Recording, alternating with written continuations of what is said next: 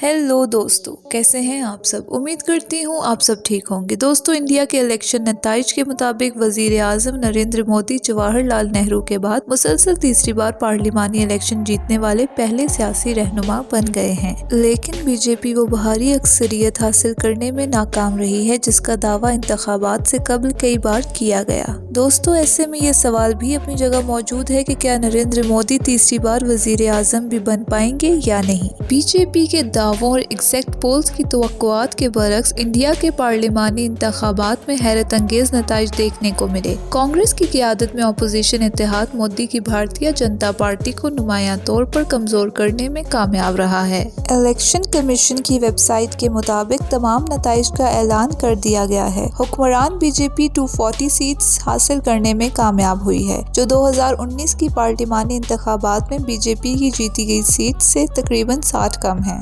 दूसरी जानिब कांग्रेस को 99 सीट्स मिली हैं, जो कि 2019 के इंतखाबात के मुकाबले में तकरीबन 2 गुना है। दोस्तों, वाज़ेह रहे कि इंडिया में सियासी जमातों या इनके इत्तेहादियों को मरकज में हुकूमत बनाने के लिए कम अज कम 272 नशिस्तें दरकार हैं। इस तरह के गैर मुतवक्के नताइज का मतलब ये है कि अगरचे बीजेपी और इसके इत्तेहादी जमातें मरकज में हुकूमत बनाने में कामयाब रहेंगी, लेकिन उन्हें हमेशा ये खतरा रहेगा कि अपोजिशन हुक्मरान इत्तेहाद से नाराज जमातों को अपने साथ शामिल करके उनके लिए मुश्किलात पैदा कर सकती हैं। दोस्तों, बीजेपी के लिए कमजोर मैंडेट का मतलब ये होगा कि पिछली हुकूमत के बरक्स पार्टी को मुमकिना तौर पर अपने नामुकम्मल एजेंडे को जारी रखने के लिए इलाकाई जमातों की हमायत की जरूरत होगी। आने वाले दिनों में जो इलाकाई पार्टियां अहम किरदार अदा कर सकती हैं, इनमें कांग्रेस की मुखालिफ समाजवादी पार्टी है, जो उत्तर प्रदेश की 80 नशिस्तों में से 37 नशिस्तें हासिल करने में कामयाब रही है, जबकि टीएमसी जो कि बंगाल में बरसर इक़्तिदार है, इसने 20 नशिस्तें हासिल की हैं। गुज़श्ता इंतखाबात के मुताबिक इनकी नशिस्तों में इजाफा हुआ है।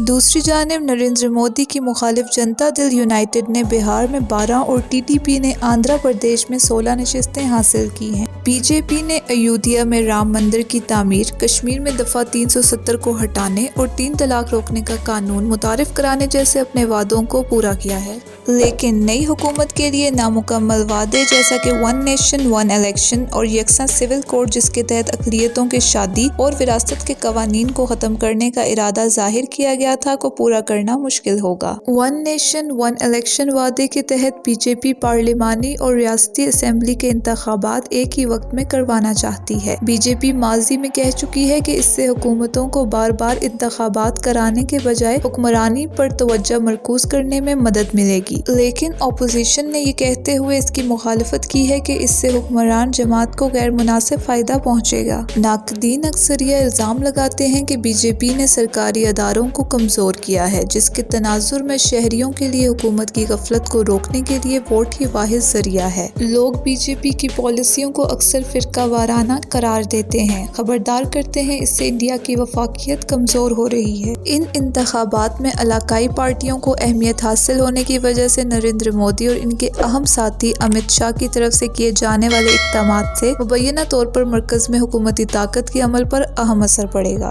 यानी पहले जैसा तासुर था कि ताकत का मरकज नरेंद्र मोदी और अमित शाह हैं, वही सारे फैसले लेते हैं। अब चूंकि नरेंद्र मोदी दूसरी इलाकाई जमातों के साथ मिलकर हुकूमत बनाएंगे, लिहाजा इन्हें इन पार्टियों की भी सुनना पड़ेगी। इन इंतखाबी आदाद और शुमार का मतलब ये भी है कि हुकूमत एक मरकजी जमात की बजाय इत्तेहादी जमातों पर मबनी सियासत की आईनादार होगी, जो इंडिया में 1990 और 2000 की दहाइयों में आम था। खैर, आज की वीडियो के लिए इतना ही। अगर आपको वीडियो पसंद आए तो वीडियो को लाइक करें, चैनल को सब्सक्राइब करें और बेल आइकन को प्रेस करना मत भूलिएगा। शुक्रिया।